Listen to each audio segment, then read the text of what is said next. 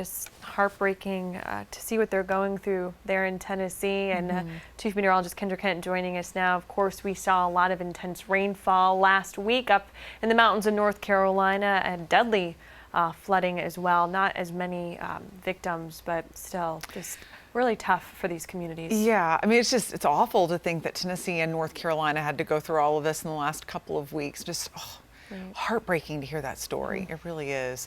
You know, the only good piece of news is that it has been fairly calm for both areas, so we aren't seeing a whole lot more rain coming down, but we will have an increase in rain chances over the next couple of days. We're going to talk about that, but right now Fox Radar 3D is mostly clear and should stay that way into tonight, and then as we get into tomorrow, we'll start to see those storms flare back up.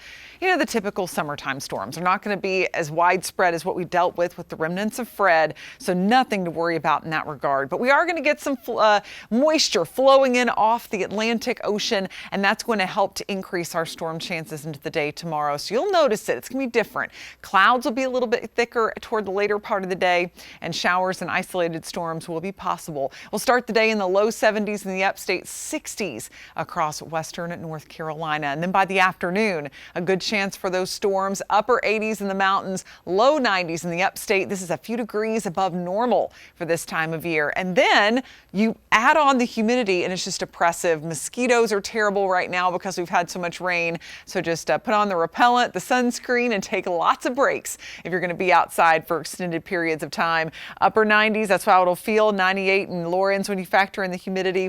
It'll feel like close to 90 in Asheville. So as we rate the day on the Carolina Sky Meter, not the best one. We're going to give it a 6 out of 10 since the oppressive temperatures and the storms are kind of keeping us from that better rating. So let's take a look at futurecasts as we get into the afternoon tomorrow. 4 p.m. scattered showers and storms. Again, they're not going to be everywhere, but much more coverage than what we saw today. And they'll linger for a bit. We're going to continue to see some heavy showers through about 8, 9 o'clock, and then we'll begin to see things calm down as we typically do. We lose that heat of the day, the storms lose their fuel. But getting into Thursday, we'll watch these power back up again, but most of that's going to be in the higher terrain. I think the upstate's going to see a lower chance of showers and storms as we get into Thursday, but still a chance for a few pop-ups to develop.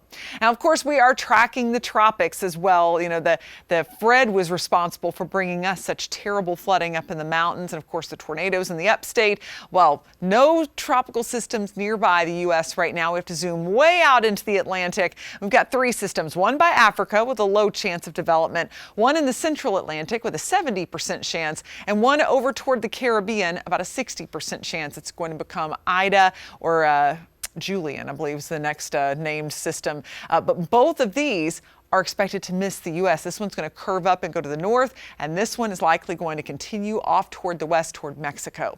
So nothing it's too imminently threatening at this point. Hey, you know what? I forgot I had this graphic next, so we'll confirm if I was right. Ida and Julian, that will be the next 2 names, and then Kate and Larry will follow that. So we'll be keeping you posted if we get any more named systems coming our way. But hopefully we'll get a nice long break from that. I know that up in Haywood County, you do not want to see any kind of widespread rain like that for quite some time.